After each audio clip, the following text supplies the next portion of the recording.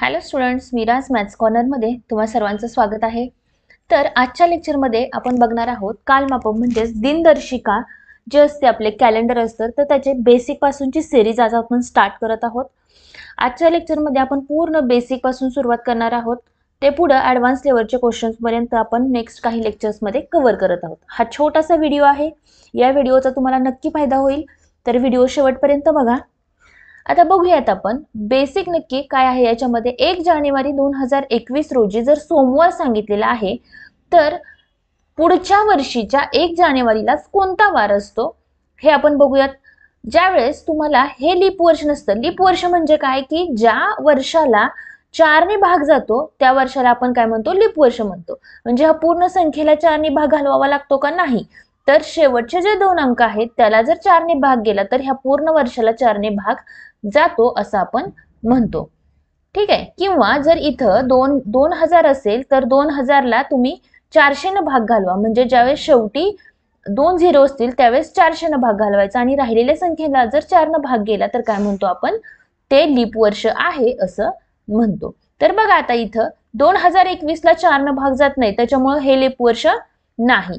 आता ज्यावेळेस लीप वर्ष नसतं आणि 1 जानेवारीचा वार पुढच्या वर्षीच्या 1 जानेवारीला कोणता वार येतो हे जर काढायचं असेल तर या वारामध्ये एक मिसळावं लागतं। म्हणजेच 1 जानेवारी 2021 ला जर सोमवार असेल तर 1 जानेवारी 2022 ला कोणता वार असणार आहे, तर मंगळवार असणार आहे, ठीक आहे।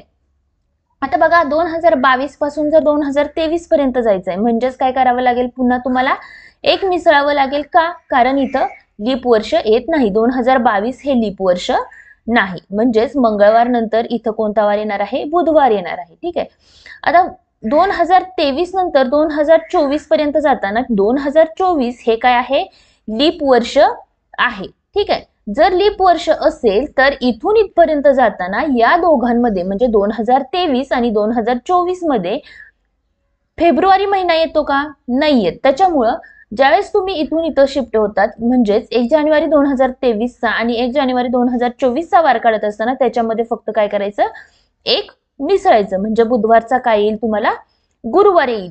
पण आता बघा 2024 1 जानेवारी 2024 ते 1 जानेवारी 2025 करत असताना तुम्हाला याच्यामध्ये फेब्रुवारी महिना मध्ये येतो, तर लीप वर्षामध्ये फेब्रुवारी महिन्यामध्ये 29 दिवस असतात। त्याच्यामुळे काय होतं की हा जो वार आहे तो 2 दिवसांनी पुढे जातो, म्हणजेच काय होईल, गुरुवार नंतर होईल शुक्रवार आणि शुक्रवार गाळला तर काय येईल, शनिवार, ठीक आहे। इथं डायरेक्ट शुक्रवार येणार नाही, कारण 1 जानेवारी 2024 नंतर 1 जानेवारी 2025 मध्ये जाताना तुम्हाला मध्ये लीप वर्ष येतं आणि लीप वर्षामुळे काय होतं की 29 जे साधं वर्ष असतं त्याच्यामध्ये फेब्रुवारी मध्ये 28 दिवस असतात, पण लीप वर्षामध्ये 29 दिवस असतात, म्हणजेच लीप वर्षामध्ये 29 फेब्रुवारी ही पण डेट येते। त्याच्यामुळे काय होतं की तुम्हाला गुरुवार नंतर एक दिवस मध्ये सोडावं लागेल, म्हणजेच 1 जानेवारी 2025 ला कोणता वार येईल, तर इथे येतो शनिवार, ठीक आहे।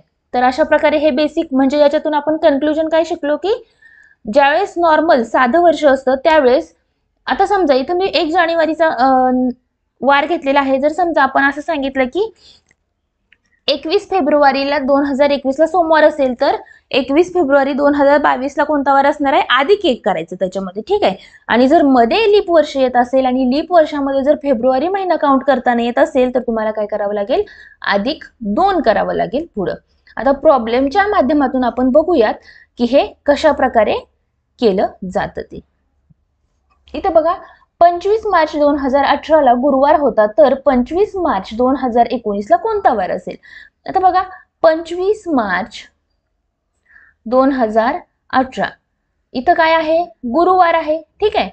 मग 25 मार्च 2019, आता पहिल्यांदा बघा 2018 हे लीप वर्ष आहे का, नाहीये, आणि 2019 हे पण काय नाहीये, लीप वर्ष नाहीये, म्हणजेच काय, साधे वर्ष आहेत। साध्या वर्षात काय होतं की एक दिवस फक्त ऍड होतो, म्हणजे गुरुवारचा कोणता येईल, शुक्रवार हा दिवस 25 मार्च 2019 ला येणार आहे। हे झालं एकदम बेसिक। आता ह्याचाच उपयोग करून आपण काही ॲडव्हान्स लेवलचे क्वेश्चन्स पुढच्या चॅप्टरमध्ये, पुढच्या लेक्चरमध्ये बघणार आहोत।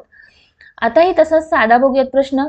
29 जानेवारी 2016 रोजी जर बुधवार असेल, ठीक आहे, 29 जानेवारी 2016 रोजी जर बुधवार असेल तर 29 जानेवारी 2017 रोजी कोणता वार असेल? आता इथं एकदा चेक करा की हे 2016 हे लीप वर्ष आहे का? आहे. मग 29 जानेवारी पासून 29 जानेवारी 2017 पर्यंत जात असताना तुम्हाला फेब्रुवारी महिना येतो का मध्ये? हो येतो. आणि तो किती आहे? 29 फेब्रुवारी हा मध्ये येतो. त्याच्यामुळे काय करावं लागेल की बुधवार मध्ये 2 दिवस तुम्हाला काय करावे लागतील? मिसळावे लागतील. म्हणजेच गुरुवार एक सोडला तर काय येईल? शुक्रवार हा 29 जानेवारी 2017चा वार येणार आहे. ठीक आहे, पूर्णपणे क्लिअर आहे. तर हे दोन प्रॉब्लेम आपण पहिला प्रॉब्लेम काय बघितला? ज्यावेळेस साधं वर्ष असेल तेव्हा बघितला. आणि दुसरा प्रॉब्लेम काय बघितला? ज्यावेळेस लीप वर्ष मध्ये येत असेल आणि त्याच्यामध्ये पण फेब्रुवारी महिना, म्हणजेच जी विचारलेली तारीख आहे तिथपर्यंत जात असताना जर फेब्रुवारी महिन्यामध्ये येत असेल तर तुम्हाला काय करावं लागेल? 2 दिवस पुढे जावं लागेल. म्हणजे बुधवार नंतर गुरुवार सोडला की शुक्रवार येतो.